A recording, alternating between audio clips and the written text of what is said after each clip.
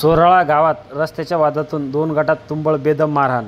भोकरदन तालुक्यातील चोराळा गावातील चोराळा ते गारखेडा या रस्त्यादरम्यान काहींनी दगड टाकून हा रस्ता अडवल्याचा प्रकार घडल्यानंतर त्या ठिकाणी आज तहसीलदार तसेच महसूलचे कर्मचारी या ठिकाणी दाखल झाले होते। या मंडळादेखतच या दोन गटात तुंबळ बेदम मारहाण झाली आहेत। यामध्ये सरपंच महिला कमलबाई लोखंडे यांच्या फिर्यादीवरून 16 व्यक्तीविरुद्ध गुन्हा दाखल करण्यात आलेला आहे।